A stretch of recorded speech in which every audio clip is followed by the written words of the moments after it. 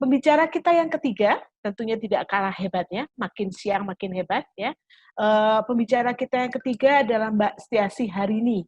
Biasa dipanggil Mbak Rini, beliau adalah staf dosen di Universitas Slamet Riyadi Surakarta. Jadi tadi kita dari Surabaya melipir ke Purwokerto dan sekarang kita menuju ke Surakarta. Monggo Mbak Rini, waktu dan tempat saya berikan.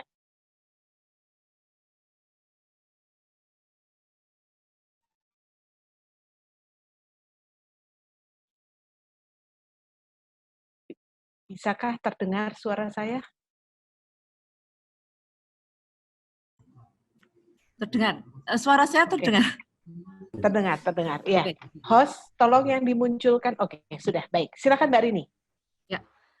Jadi pada kesempatan kali ini saya akan membahas sharing sedikit mengenai peran istri nelayan dalam penanganan pandemi COVID-19 sebagai studi awal mengenai kontribusi perempuan Desa Pangkalan Kabupaten Rembang terhadap pemanfaatan sampah.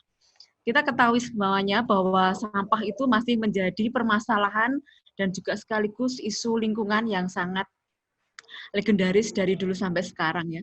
Namun masih banyak masyarakat kita, terutama masyarakat desa itu yang belum memahami bahwa sampah itu sampah plastik terutama itu sangat sulit diurainya dan itu juga berpengaruh terhadap kesehatan. Nah, dari sini kemudian kita perempuan istri nelayan ini di Kabupaten Rembang itu sebagai satu-satunya, jadi nelayan itu sebagai satu-satunya mata pencaharian bagi masyarakat di Desa Pangkalan, Kabupaten Rembang, karena di sana itu sulit untuk mendapatkan pekerjaan lain selain dengan menangkap hasil laut.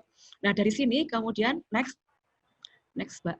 Nah, dari sini kemudian kita tahu bahwa perempuan itu harus mengelola perekonomian keluarga ya. Di sana karena sebagian besar 90% dari penduduknya itu adalah nelayan, sementara tingkat pendidikan dari istri nelayan itu kebanyakan itu baru lulusan SD, kemudian skala usahanya itu juga skala rumah tangga dengan mengelola hasil olahan dari tangkapan suaminya.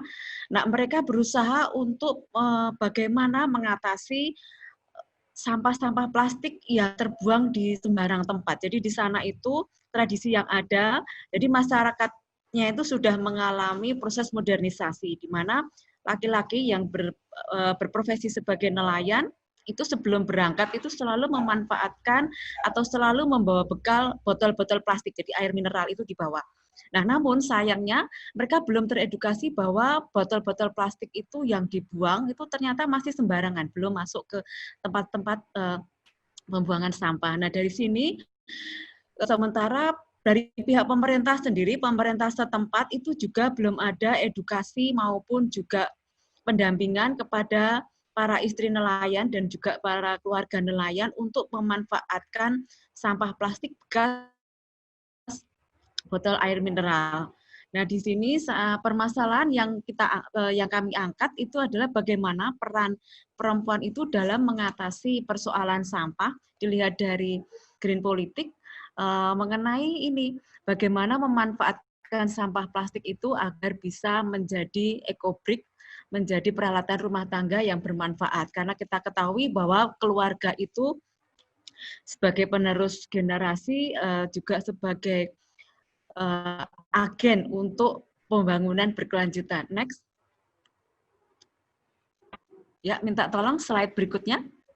Nah, di sini peran keluarga ya itu sangat besar sehingga perempuan-perempuan itu melalui KWT, kelompok wanita tani ya, karena di sana itu istilahnya bukan nelayan ya, tapi istilahnya sebagai tani karena mereka mengelola hasil tangkapan dari suaminya itu bisa berbagai macam, namun karena olahannya itu hanya bisa diperjualbelikan di tingkat desa maupun kecamatan, sehingga mereka tergerak bagaimana memanfaatkan sampah plastik itu menjadi eco-brick, menjadi sesuatu yang berguna. Salah satunya itu adalah menjadi perabot rumah tangga yang sampai meja dari botol-botol aqua mineral, air mineral itu. Nah, kemudian dari sini dari permasalahan itu kita mencoba untuk menindaklanjuti ke depannya melalui riset kami, bagaimana supaya perempuan-perempuan ini bisa memanfaatkan dan mengelola sampah lebih banyak lagi, sehingga bisa menghasilkan produk-produk yang bisa lebih bermanfaat bagi masyarakat, memiliki nilai ekonomis yang tinggi, sehingga perempuan-perempuan itu bisa eksis, bisa mempertahankan pendapatan keluarga, dan sekaligus juga mengisi program pembangunan berkelanjutan. Ya, itu saja materi yang bisa saya sampaikan pada siang hari ini. Terima kasih. Assalamualaikum warahmatullahi wabarakatuh. Eksploitasi dari jaringan narkotika internasional yang jelas mendapatkan double stigma dan juga double diskriminasi. Inilah konstruksi sosial tentang gender yang dari masyarakat sendiri yang menjas bahwasannya perempuan itu ketika menggunakan narkotika ataupun terlibat penyalahgunaan zat ataupun peredarannya juga